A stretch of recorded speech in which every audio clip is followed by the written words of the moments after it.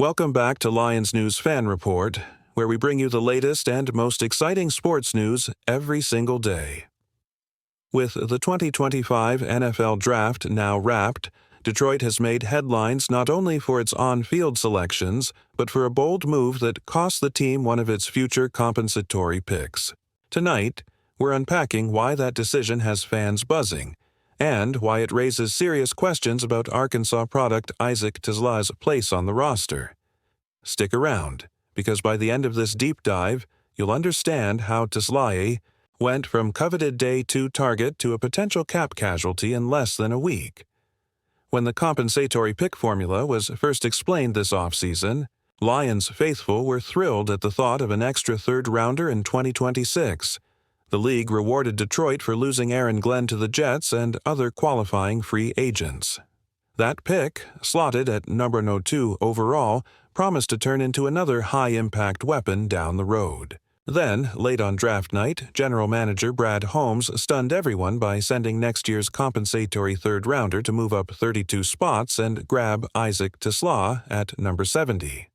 The move injected new blood into the wide receiver room, but it also left Detroit with just one compensatory selection in 26, a seventh-rounder.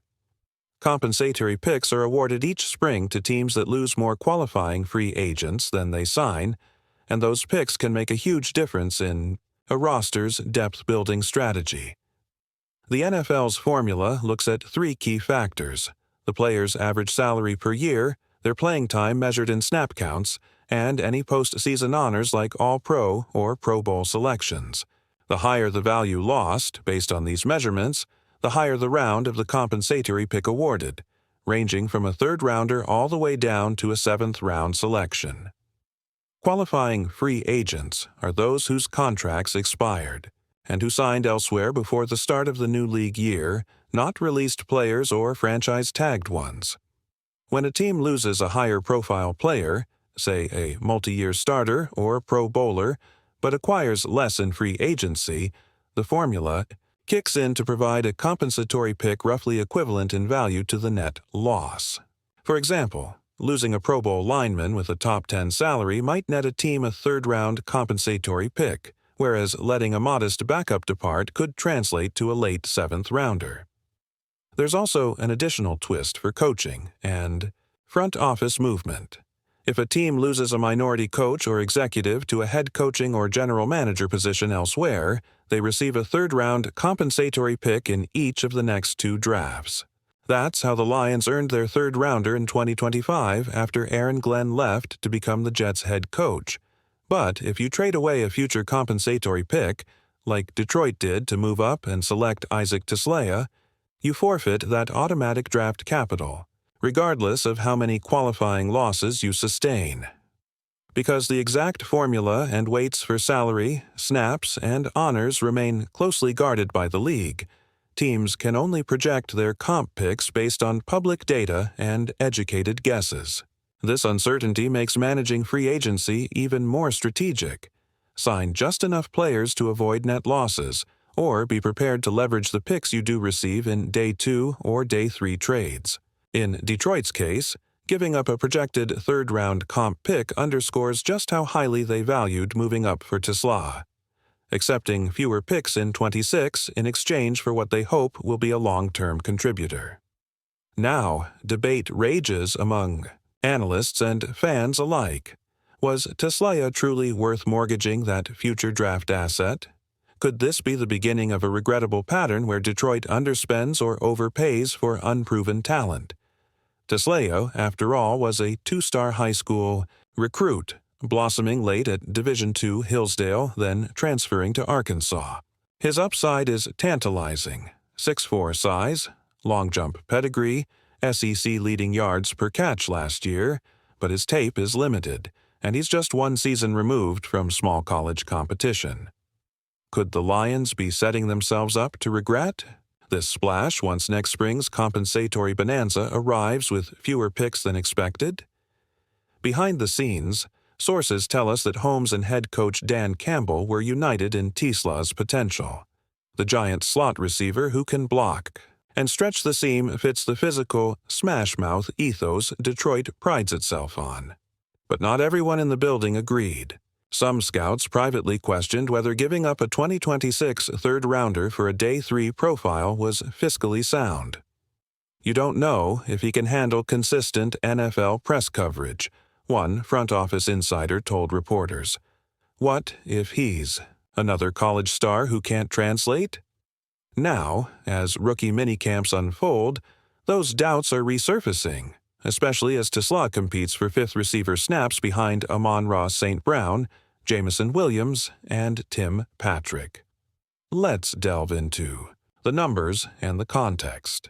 Detroit's compensatory haul for 2026 was initially 2 picks, the third-rounder for Glenn plus a 7th for losing Carlton Davis and Kevin Zeitler. After the trade for Tesla, only that 7th remains. In practical terms, that's a loss of roughly 2 premium draft slots that could have netted a starting offensive lineman or a difference-making defensive back. Could Holmes have flipped the later Day 3 pick instead, preserving the comp third? Fans on social media are wondering if this aggressive tilt toward immediate upside is worth hampering the draft capital that fuels sustainable success. Meanwhile, Tesla's own rookie orientation has been rocky. Reports out of Allen Park mention that the rookie's 225-pound frame looks leaner than expected, raising concerns about his ability to jam at the line. Camp reports indicate he's battling to grasp route concepts and press coverage techniques that veteran receivers mastered years ago. Could this steep learning curve dash the hope he was a plug-and-play contributor? If his snaps remain limited. In August, the Lions may find themselves asking, did we overreach to get him? Of course, it's early days.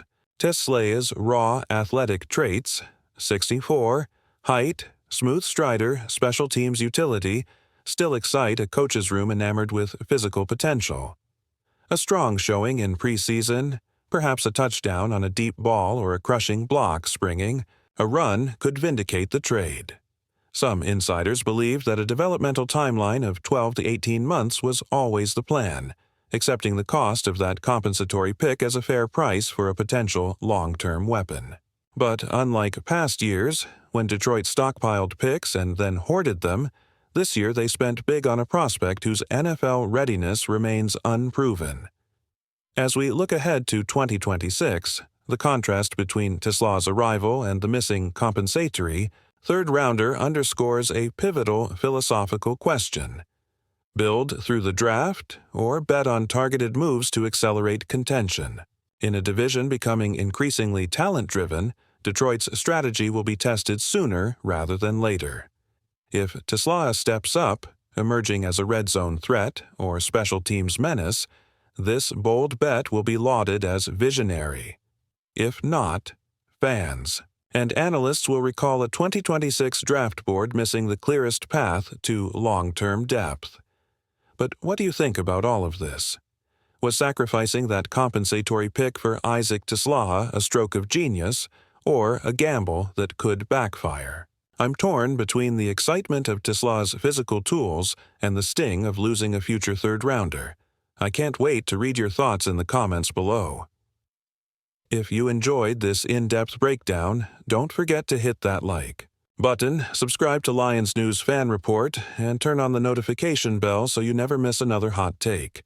Thanks for watching, and as always, roar loud.